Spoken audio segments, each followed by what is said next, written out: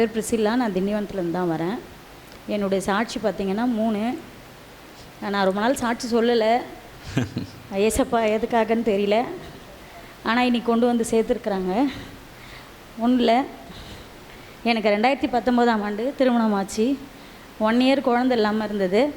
அதுக்கப்புறம்தான் கன்சீவ் ஆனேன். நான் 2021 கன்சீவ் ஆனேன். Corona time.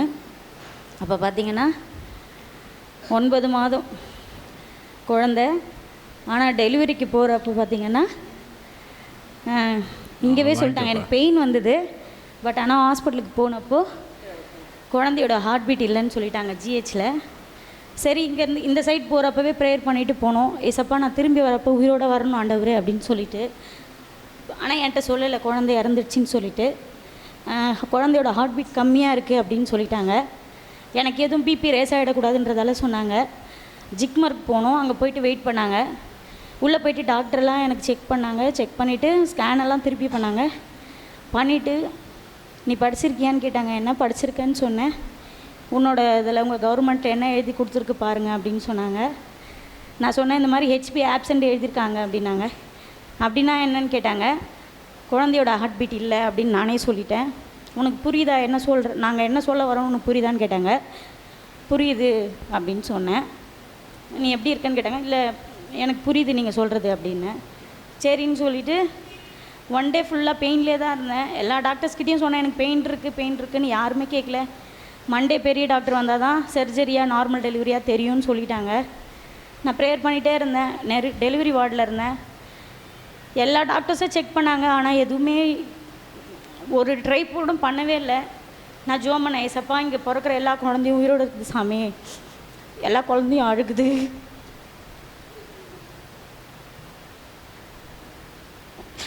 என் குழந்தை இறந்துடுச்சுன்னு தெரிஞ்சும் என்னால் இந்த வார்டில் இருக்க முடியல. ஏசப்பா நீங்கள் தான் ஏசப்பா எனக்கு எப்படியானா மனம் இறங்கணும் அப்படின்னு சொல்லிட்டு நான் ஜோம் பண்ணேன். ஆனால் ஜெபனை மட்டும் கையில் வச்சுட்டு இருந்தேன். இங்கேருந்து போகிறப்பையும் ப்ரேயர் ஆயில் தான் குடிச்சிட்டு போனேன். அங்கே போய்ட்டும் ப்ரேயர் ஆயில் குடித்தேன். நான் சொன்னேன். ஆனால் எந்த டாக்டர்ஸும் நம்பலை.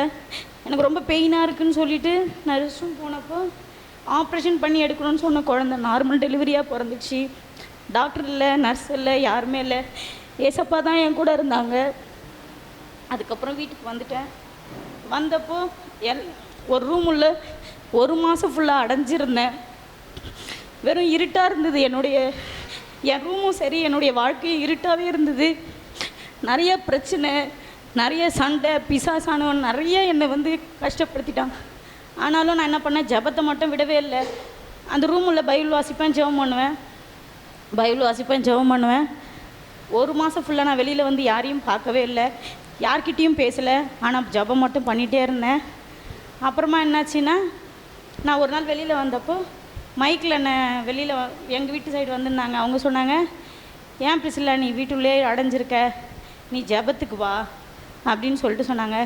சரிண்ணா நான் வரேண்ணா அப்படின்னேன். நீ வா ஜெபத்துக்கு வா, ஏசப்பா உனக்கு நல்லது செய்வார் வான்னாரு.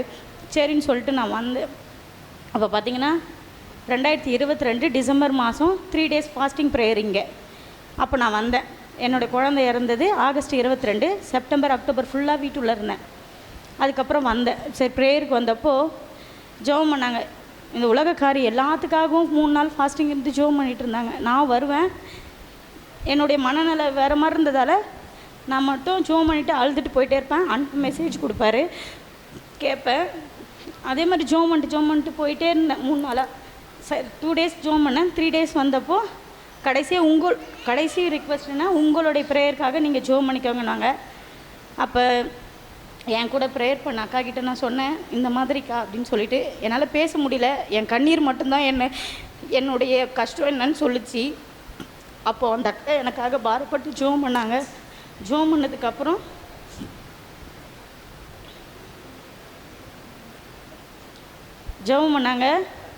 சரி நான் டிசம்பர் மந்த் முடிஞ்சிச்சு. ஜெபம் பண்ணி என்னுடைய துக்கம் என் கண்ணீராக மட்டும்தான் தெரிஞ்சிச்சு, வேறு எதாவும் தெரியல. நிறைய பேர் நிறையா விதமாக என்னை பேசுனாங்க, போனாங்க. நான் வெளியில் ஜெபத்துக்கெலாம் பண்ணிட்டு எனக்கு கஷ்டமே இல்லைன்னு சொன்னாங்க. குழந்தை இறந்த கஷ்டமே இவளுக்கு இல்லை அப்படின்னு சொன்னாங்க. ஆனால் எனக்கும் ஏசப்பாக்கு மட்டும்தான் தெரியும் நான் எவ்வளோ கஷ்டப்பட்டிருப்பேன்னு. இங்கே அதுக்கப்புறம் ஜனவரி மாதம் வந்தேன்.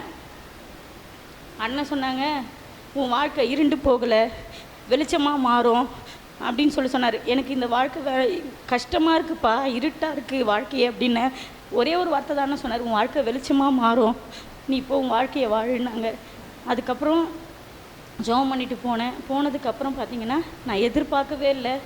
எதிர்பார்க்காத நேரத்தில் ஏசப்பா எதிர்பார்த்ததை தரவர். அந்த டிசம்பர் வந்து போனேன். ஜான்வரி மந்த் லாஸ்ட்டில் இவன் கன்சீவ் ஆகிட்டான். 9 மாதம் ஏசப்பா என் கருவில் சுமந்தார். இங்கே வந்த 7வது மாதம் தண்ணி கம்மியாக இருக்குதுன்னு சொன்னாங்க. அக்கா கிட்டே சொன்னேன், அக்கா தண்ணி கம்மியாக இருக்குன்னு சொல்கிறாங்க, எனக்கு பயமாக இருக்குக்கான்னு. அப்போ இங்கே கட்டட வேலை நடந்துகிட்டு இருந்தது.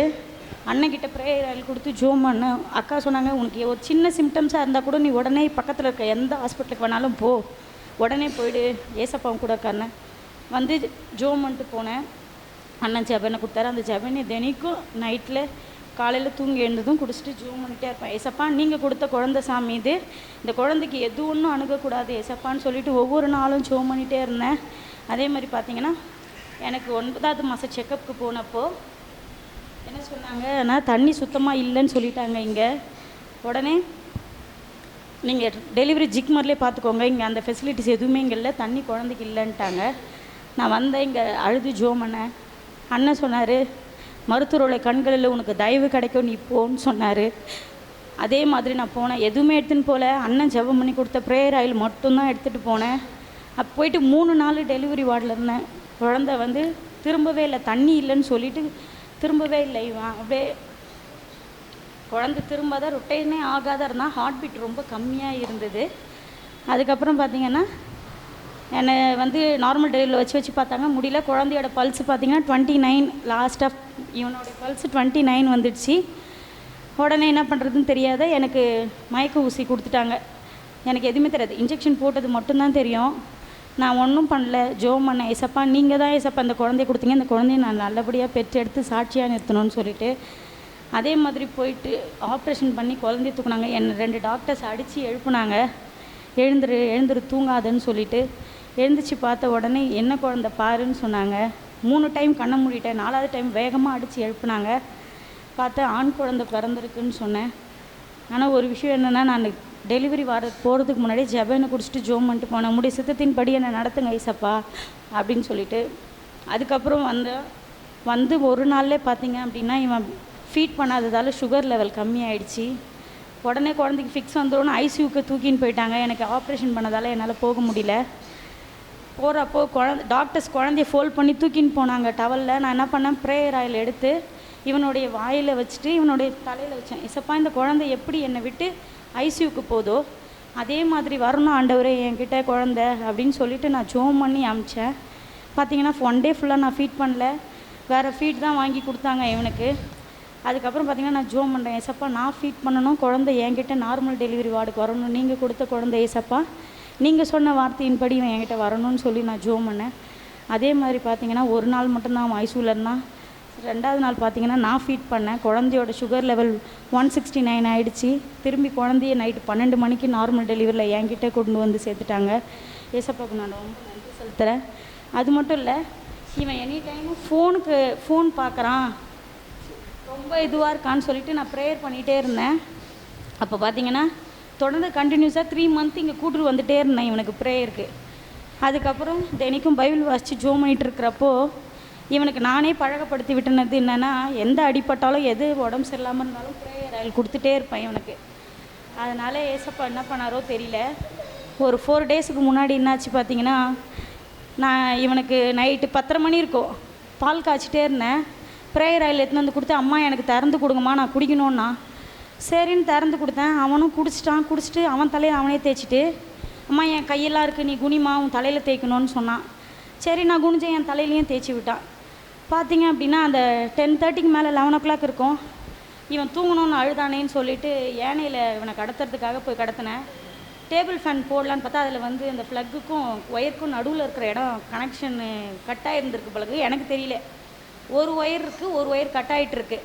அப்போது என்ன பண்ணேன், இவனை என் இடுப்பில் வச்சுட்டு எனக்கு தெரியல, சுவிட்சை போட்டால் பார்த்தா அப்படியே ஃபுல்லாக வெடிச்சு அந்த சுவிட்ச் போர்டு ஃபுல்லாகவும் கரண்ட்டு ஆகிடுச்சி, நெருப்பு ஆகிடுச்சி. ஆனால் ஒரு நெருப்பு ஒரு எதுவும் ஷாக்குமே என் மேலேயும் படலை, அவன் மேலேயும் ஒரு துளி கூட படவே இல்லை.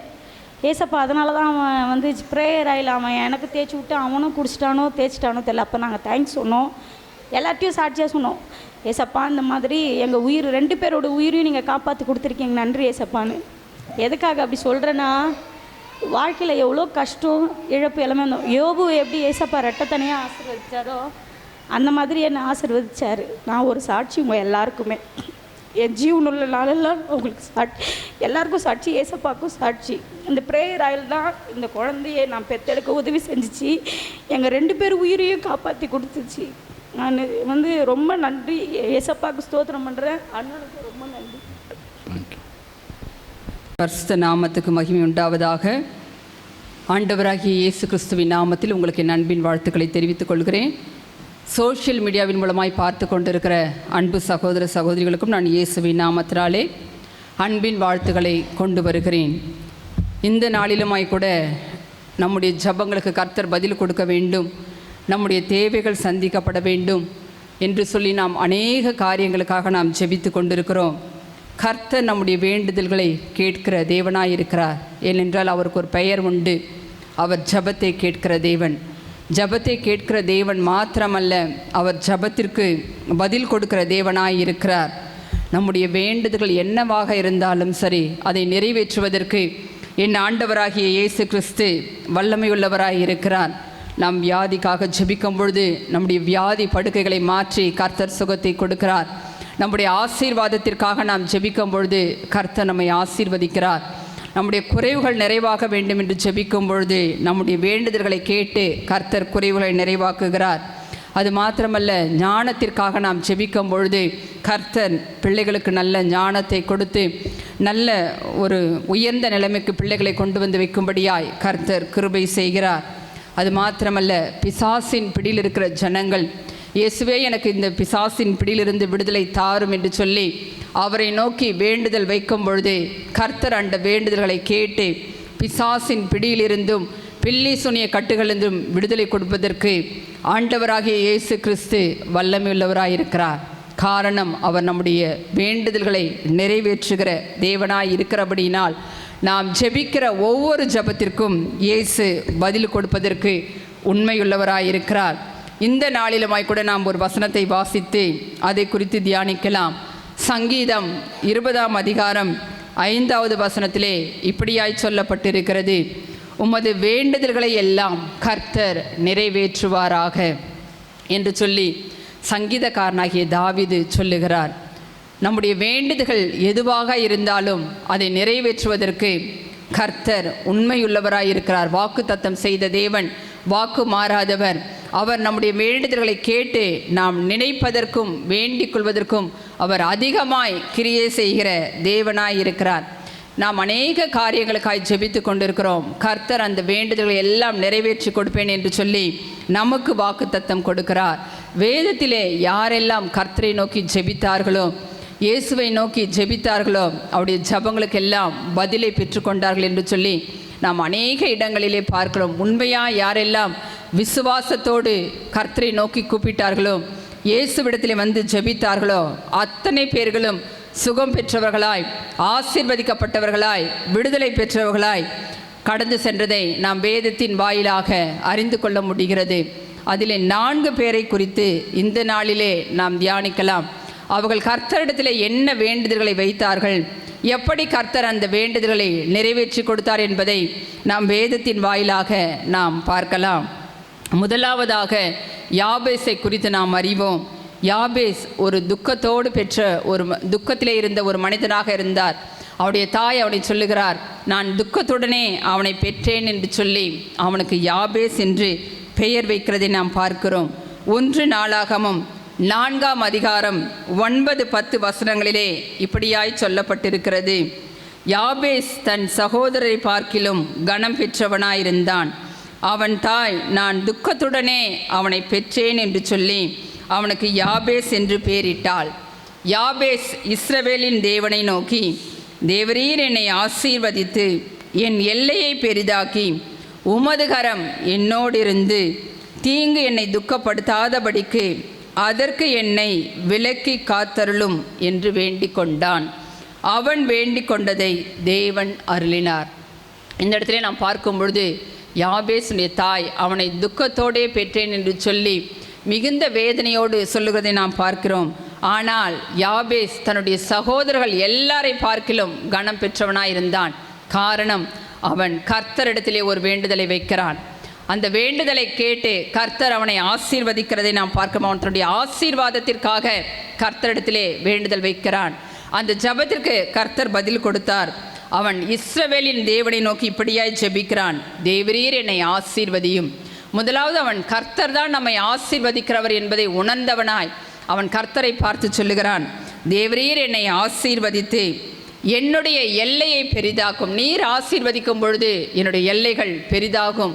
அது மாத்திரமல்ல, தீங்கு என்னை துக்கப்படுத்தாதபடிக்கு அதற்கு என்னை விலக்கி காத்தருளும் என்று சொல்லுகிறான். கர்த்தருடைய ஆசீர்வாதம் தான் ஐஸ்வர்யத்தை தரும். அதனோடே அவர் வேதனை கூட்டார் என்று சொல்லி நாம் வேதத்திலே பார்க்க முடிகிறது.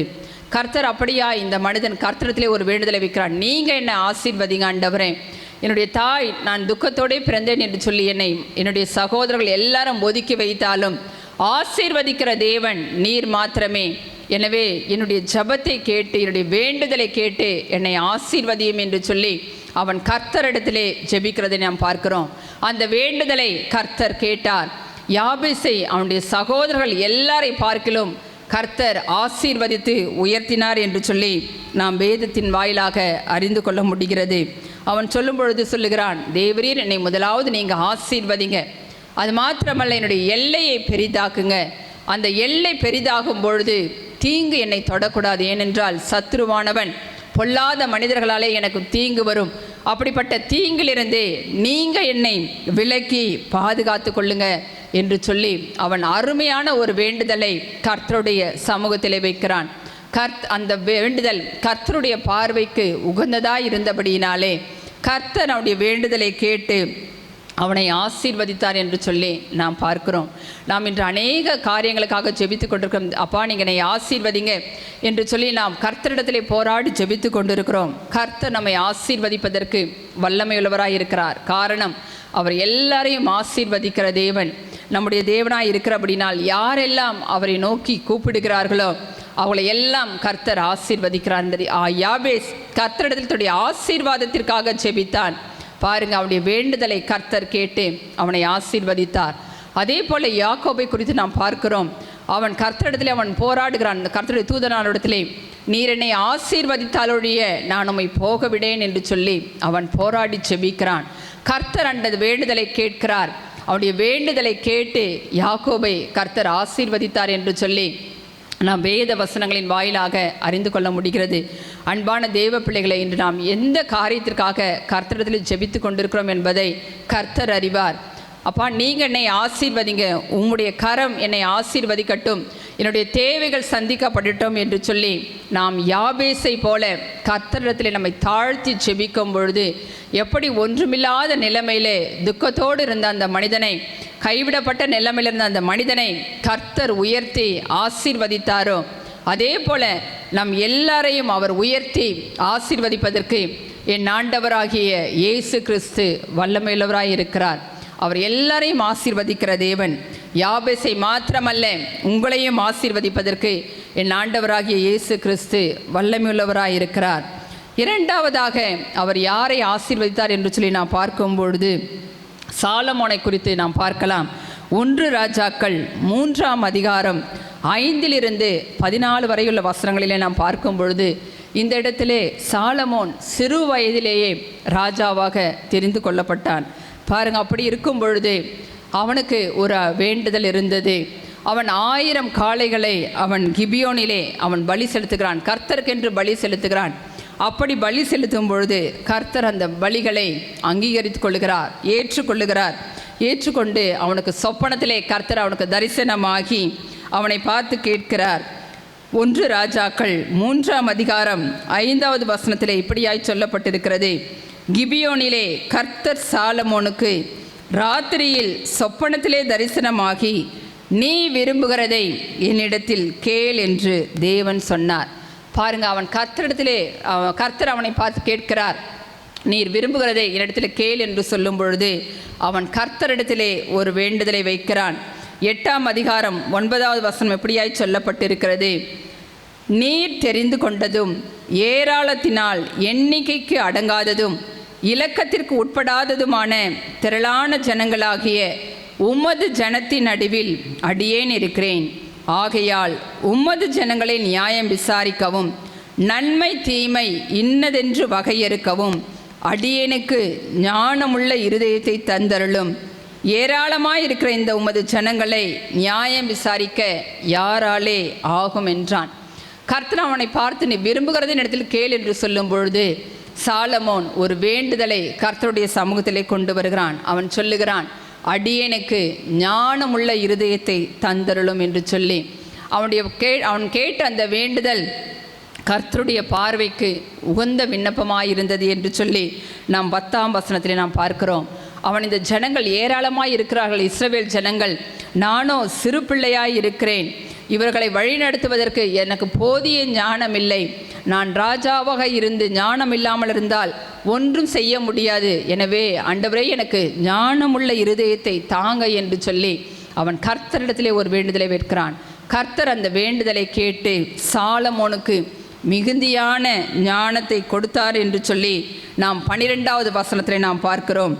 உன் வார்த்தைகளின்படி செய்தேன், ஞானமும் உணர்வும் உள்ள இருதயத்தை உனக்கு தந்தேன், இதிலே உனக்கு சரியானவன் உனக்கு முன் இருந்ததும் இல்லை, உனக்கு சரியானவன் உனக்கு பின் எழும்புவதும் இல்லை என்று சொல்லி கர்த்தர் அவனிடத்திலே வாக்கு கொடுக்கிறார். அவன் பாருங்க, ஞானத்தை கேட்டான். கர்த்தர் ஒரு மிகப்பெரிய ஆசீர்வாதத்தை சாலமோனுக்கு கொடுக்கிறதை நாம் பார்க்கிறோம். உனக்கு முன்பாக எந்த ஒரு மனுஷனும் ஞானத்தில் இருக்க முடியாது, உனக்கு பின்பதாகவும் அப்படிப்பட்ட ஞானத்திலே ஒரு சிறந்த மனிதன் காணப்பட முடியாது என்று சொல்லி ஒரு விசேஷித்த ஆசீர்வாதத்தை சாலமோனுக்கு கொடுக்கிறதை நாம் பார்க்கிறோம். அது மாத்திரமல்ல, அவர் சொல்லுகிறார், நீ கேளாத ஐஸ்வர்யத்தையும் மகிமையையும் உனக்கு தந்தேன்,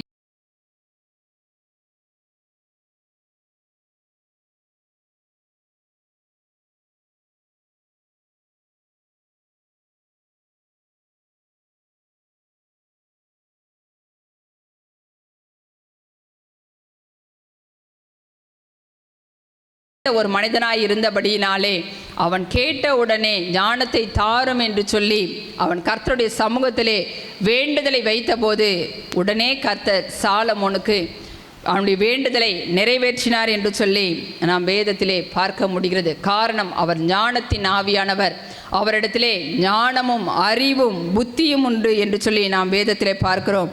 அது மாத்திரமல்ல, கர்த்தர் தான் ஞானத்தை தருகிறவர்.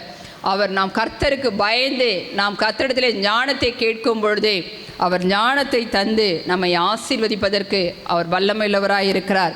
வேத வசனம் சொல்லுகிறது, ஞானமே முக்கியம், எண்ணத்தை சம்பாதித்தாலும் ஞானத்தை சம்பாதித்துக்கொள் என்று சொல்லி நாம் நீதிமொழிகள் 3ஆம் அதிகாரத்தில் நாம் பார்க்க முடிகிறது. நமக்கு என்ன ஆசீர்வாதங்கள் இருந்தாலும் அந்த ஞானமானது முக்கியம் என்று சொல்லி வேதம் தெளிவாய் சொல்லுகிறது. எனவே இன்றைய நாட்களிலே படிக்கிற பிள்ளைகளுக்கு ஞானம் அவசியமாய் காணப்படுகிறது, அறிவு அவசியமாய் காணப்படுகிறது. கர்த்தருக்கு பயப்படும் பொழுதே கர்த்தர் ஞானத்தை தருவதற்கு அவர் வல்லமையுள்ளவராயிருக்கிறார்.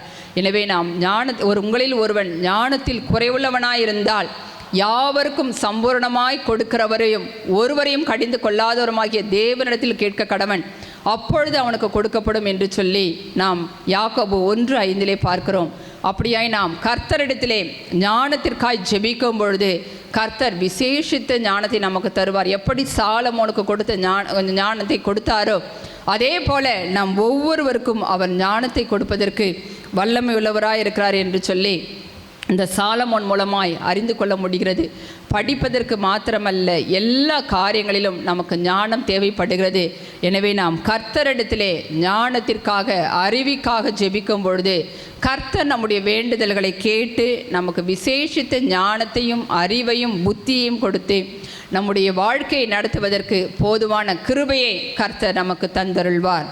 3ஆவதாக நாம் வேதத்திலே பார்க்கும் பொழுது நாம் வியாதிக்காய் ஜெபிக்கும் பொழுது நம்முடைய வியாதிக்காய் கர்த்தரிடத்தில் நாம் வேண்டுதல்களை வைக்கும் பொழுதே அந்த வேண்டுதல்களை நிறைவேற்றுவதற்கு என் ஆண்டவராகிய இயேசு கிறிஸ்து வல்லமையுள்ளவராய் இருக்கிறார் என்று சொல்லி நாம் பார்க்கிறோம். மார்க் எழுதின சுவிசேஷம் 1ஆம் அதிகாரம் 40 42 வரையுள்ள வசனங்களிலே பார்க்கும் பொழுது இங்கு ஒரு குஷ்டரோகியை குறித்து நாம் பார்க்கிறோம். இந்த குஷ்டரோகி இயேசுவினிடத்திலே ஒரு வேண்டுதலை வைக்கிறான். என்னவென்று சொன்னால், அவன் ஒரு குஷ்டரோகியாய் இருக்கிறபடினாலே அந்த குஷ்டரோகம் தன்னை விட்டு நீங்க வேண்டும் என்று சொல்லி அவன் இயேசுவினிடத்திலே ஜெபிக்கிறான். காரணம், அந்த குஷ்டரோகம் மிகவும் ஒரு கொடுமையான வியாதி. ஊரார் எல்லாரும் அவனை ஒதுக்கி வைத்து விடுவார்கள். அவன் ஊருக்கு புறம்பே தான் இருக்க வேண்டும். அவன் தன்னுடைய குடும்பத்தாரோடு இருக்க முடியாது. ஜனங்கள் மத்தியிலே அவன் நடமாட முடியாது. அவன் ஒரு கைவிடப்பட்ட நிலைமையிலே தனித்து விடப்பட்டவனாய் ஒரு புறம்பான இடத்திலே அப்படிப்பட்ட வாழ்க்கையை அந்த ஜனங்கள் வாழ வேண்டும். அவ்வளோ ஒரு இறுக்கமான அவன் ஒரு நெருக்கத்தின் மத்தியிலே அந்த குஷ்டரோகி வாழ்ந்து வந்தான். அப்படி இருக்கும் பொழுது அவன் இயேசுவை குறித்து கேள்விப்படுகிறான். அவன் இயேசுவை குறித்து கேள்விப்பட்டபடியினாலே அவரிடத்திலே ஓடி வருகிறான். ஓடி வந்து கர்த்தருக்கு முன்பாக முழங்கால் படியிட்டு, ஆண்டவரே, உமக்கு சித்தமானால் என்னை சுத்தமாக்க உம்மால் ஆகும் என்று சொல்லி அவன் இயேசுவினிடத்திலே ஒரு வேண்டுதலை வைக்கிறான். பாருங்கள், ஏனென்றால் அவனுக்கு நன்றாய் தெரியும், அநேக வியாதியஸ்களை இயேசு சுகமாக்குகிறார், குஷ்டரோகிகளை சுகமாக்குகிறார், மரித்தவர்களை உயிரோடு எழுப்பியிருக்கிறார் என்று சொல்லி ஒருவேளை அவன் அறிந்திருக்க முடியும். அதனால்தான் அவன் எதை குறித்தும் கவலைப்படாமல் இயேசுக்கு முன்பாக விழுந்து அவன் வேண்டிக் கொள்ளுகிறான். முழங்கால் படியிட்டு, இயேசுவே என்னை சுகமாக்கும் என்று சொல்லி கர்த்தரிடத்திலே ஒரு வேண்டுதலை வைக்கிறான். இயேசு மனதுருகி கையை நீட்டி அவனை தொட்டு, எனக்கு சுத்தமுண்டு, சுத்தமாகு என்று சொன்னார். இப்படி இயேசு சொன்ன உடனே குஷ்டரோகம் அவனை விட்டு நீங்கிற்று, அவன் சுத்தமானான் என்று சொல்லி இந்த வேத வசனங்களிலே நாம் பார்க்க முடிகிறது. காரணம், அவன் அந்த வேதனை அறிந்திருந்தபடினாலே இந்த வியாதியிலிருந்து இயேசு மாத்திரமே எனக்கு விடுதலை கொடுக்க முடியும் என்று அந்த குஷ்டரோகி நன்றாய் அறிந்திருந்தபடினால் அவன் இயேசுவினிடத்திலே ஒரு வேண்டுதலை வைக்கிறான். இயேசு அந்த வேண்டுதலை கேட்டு அவனை சுகமாக்கினார் என்று சொல்லி நாம் இந்த வேத வசனங்களின் மூலமாய் அறிந்து கொள்ளுகிறோம். வேதத்தில் இயேசு வாழ்ந்த நாட்களிலே அநேகர் இயேசுவினிடத்தில் வந்து, இயேசுவே என்னை சுகமாக்கும் என்று சொல்லி அவர்கள் தங்களுடைய காரியங்களுக்காக ஜெபிக்கும் பொழுது, வேண்டுதலை வைக்கும் பொழுது கர்த்தர் அந்த வேண்டுதல்களை கேட்டு அவர்களை சுகமாக்கியிருக்கிறார். யாரெல்லாம் விசுவாசத்தோடு இயேசுவை தொட்டார்களோ அவர்கள் சுகமானார்கள் என்று சொல்லி நாம் வேதத்திலே அறிந்து கொள்ள முடிகிறது.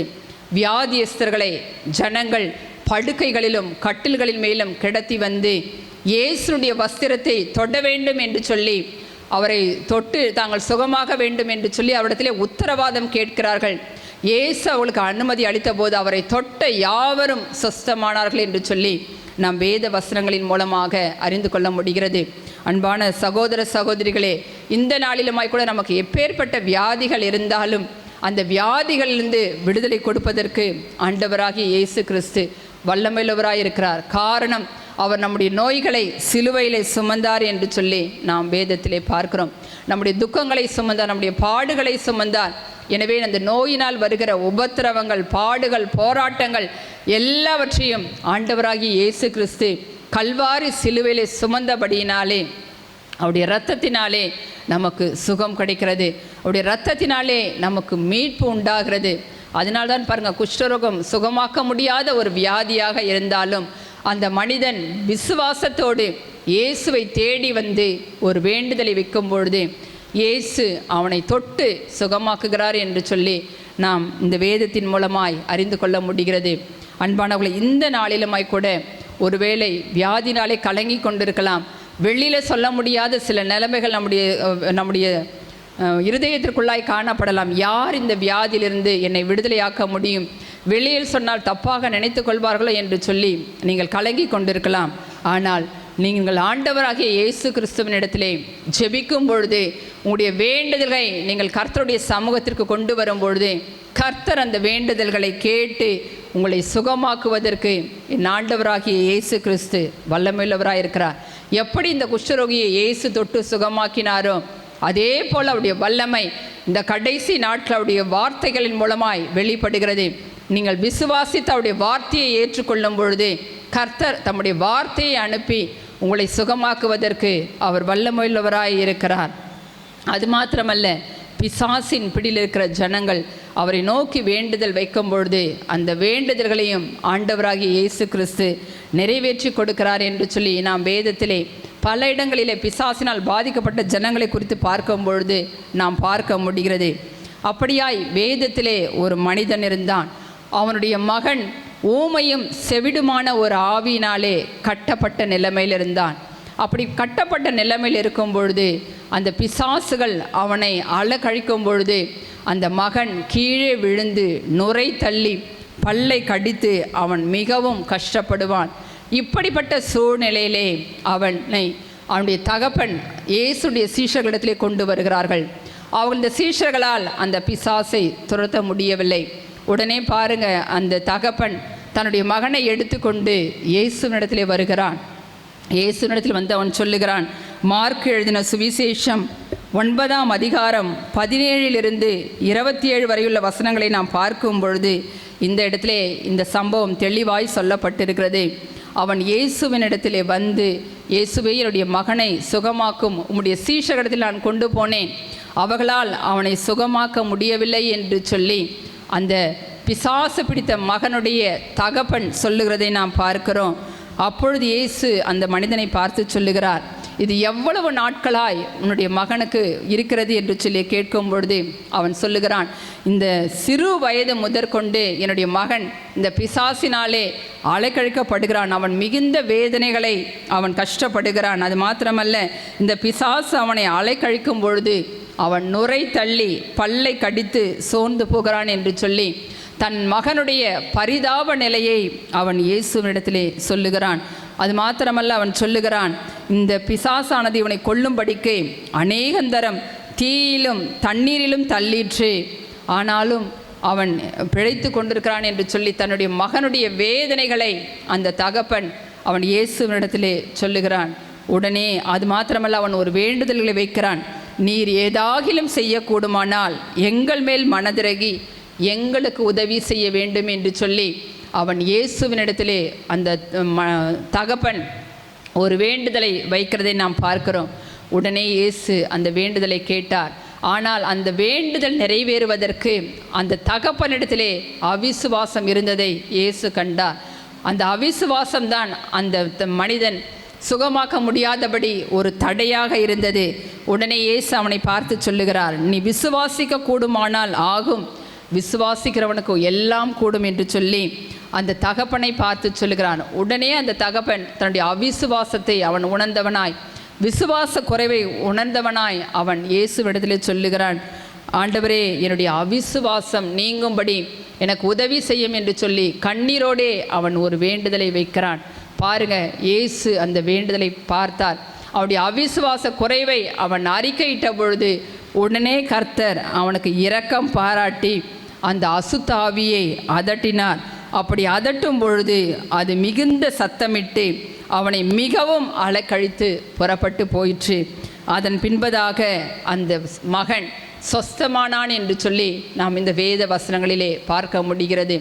அவ்வளோ ஒரு இக்கட்டான நிலைமை, ஒரு கொடுமையான நிலைமையிலிருந்த அந்த மகனுக்கு அந்த தகப்பனுடைய வேண்டுதலை கேட்டு இயேசு சுகமாக்கினார். காரணம், அவர் பிசாசினால் பீடிக்கப்பட்ட யாவரையும் குணமாக்குகிறவராய் சுற்றித்திருந்தார். அந்த ஒரு விசேஷித்த அபிஷேகம், கட்டுகளை உடைக்கிற அபிஷேகம் ஆண்டவராகிய இயேசு கிறிஸ்துவின் மேல் இருந்தது. அவருடைய அபிஷேகத்தினால் நுகங்கள் முறிந்து போகும் என்று சொல்லி நாம் வேதத்திலே பார்க்கிறோம். இந்த மனிதன் தன்னுடைய பிள்ளையினுடைய காரியத்திற்காய் அவன் இயேசுவிடத்தில் ஒரு வேண்டுதலை வைக்கிறான். கர்த்தர் அந்த வேண்டுதலை கேட்டு அந்த மகனுக்கு அந்த நேரத்திலே பிசாசின் பிடியிலிருந்து விடுதலையை கொடுத்தார் என்று சொல்லி நாம் பார்க்க முடிகிறது. அன்பானவர்களில் நீங்களும் கூட ஏதோ மந்திரவாதிகளினாலே, குறி சொல்லுகிற மனிதர்களாலே அப்படிப்பட்ட நிலைமையில் நீங்கள் கட்டப்பட்ட நிலைமையில் இருக்கிறார். உங்களுக்கு விரோதமாய் உங்களுடைய குடும்பத்தார் எழும்பி பலவிதமான தீமையான காரியங்களை செய்தாலும் என் ஆண்டவராகிய இயேசுவினிடத்தில் நீங்கள் ஜெபிக்கும் பொழுது, வேண்டுதலை வைக்கும் பொழுது அந்த பிசாசின் கிரிகள் எல்லாவற்றையும் கர்த்தர் அழித்து போட்டு உங்களுக்கு விடுதலையை தருவார். எந்த பிசாசு உங்களை வெட்கப்படுத்துகிறதோ அந்த பிசாசு வெட்கப்படும்படியாய் கர்த்தர் உங்களுக்கு ஒரு விடுதலையை கொடுத்து உங்கள் சத்துருக்கள் முன்னிலையிலே உங்களுடைய தலையை உயர்த்தி வைப்பார். காரணம், அவர் நம்முடைய வேண்டுதல்களை நிறைவேற்றுகிற தேவனாய் இருக்கிறார். நாம் என்னென்ன காரியங்கள், இன்னும் அநேக காரியங்கள் உண்டு. நம்முடைய காரியங்களுக்காய் நாம் கர்த்தருடைய சமூகத்திலே ஜெபிக்கும் பொழுது கர்த்தர் நம்முடைய வேண்டுதலுக்கு பதில் கொடுக்க வல்லமையுள்ளவராயிருக்கிறார். நாம் கர்த்தரிடத்திலே ஜெபிக்க வேண்டும். அவருடைய வேண்டுதல்களை நாம் கர்த்தரிடத்திலே கொண்டு வர வேண்டும். கர்த்தருடைய இயேசு சொல்லுகிறார், கேளுங்கள் அப்பொழுது உங்களுக்கு கொடுக்கப்படும், கேட்கிறவன் எவனும் பெற்றுக்கொள்ளுகிறான் என்று சொல்லி வேத வசனத்திலே இயேசு சொல்லுகிறதை நாம் பார்க்கிறோம். நம்முடைய வேண்டுதல்களை, நம்முடைய குறைவுகளை, நம்முடைய பிரச்சனைகளை நாம் கர்த்தருடைய சமூகத்திலே கொண்டு வரும் பொழுது கர்த்தர் அந்த வேண்டுதல்களை கேட்டு எல்லா சூழ்நிலைகளையும் மாற்றி பிசாசின் பிடியிலிருந்து விடுதலை கொடுப்பதற்கு அவர் போதுமானவராயிருக்கிறார். வியாதியை நீக்கி சுகமாக்குவதற்கு என் ஆண்டவராகிய இயேசு கிறிஸ்து வல்லமையுள்ளவராயிருக்கிறார். அது மாத்திரமல்ல, நம்முடைய ஞானத்தை கொடுத்து, கர்த்தர் தம்முடைய ஞானத்தை கொடுத்து நம்முடைய பிள்ளைகளுக்கும் நம்முடைய அனுதின வாழ்க்கையிலும் நாம் நடப்பதற்கு விசேஷித்த ஞானத்தையும் அறிவையும் கொடுப்பதற்கு நம்முடைய ஆண்டவராகிய இயேசு கிறிஸ்து வல்லமையுள்ளவராயிருக்கிறார். அது மாத்திரமல்ல, எல்லாவற்றிற்கும் மேலாக யாபேசை போல, ஆண்டவரே நீங்கள் என்னை ஆசீர்வதியும், என் எல்லையை பெரிதாக்கும் என்று சொல்லி நம்முடைய ஆசீர்வாதத்திற்காக ஜெபிக்கும் பொழுது கர்த்தர் நம்முடைய வேண்டுதல்களை கேட்டு நம்மை ஆசீர்வதிப்பதற்கு அவர் போதுமானவராயிருக்கிறார்.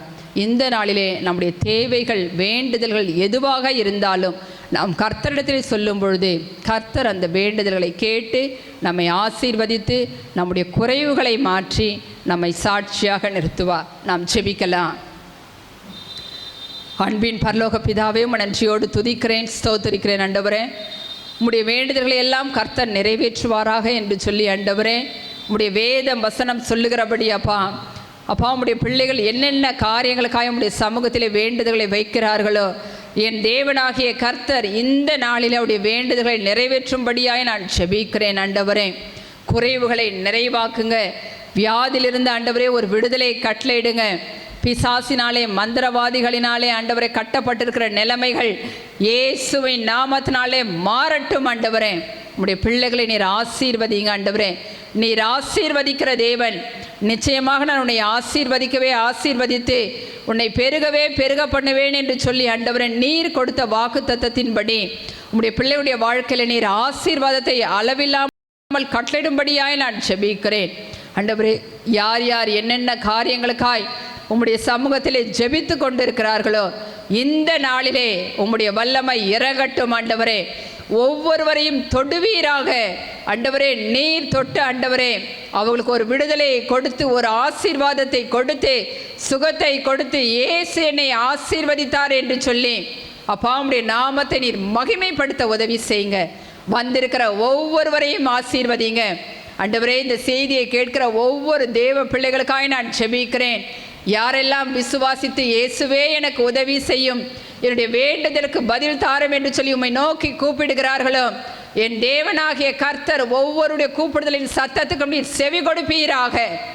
ஆசீர்வதிங்க ஆண்டவரே. நீர் அப்படியே செய்ய போகிறபடினாலும் மக்கள் நன்றி ஆண்டவரே. இயேசு கிறிஸ்துவின் வல்லமுள்ள நாமத்தில் ஜெபிக்கிறேன் நல்ல பிதாவே, ஆமேன்.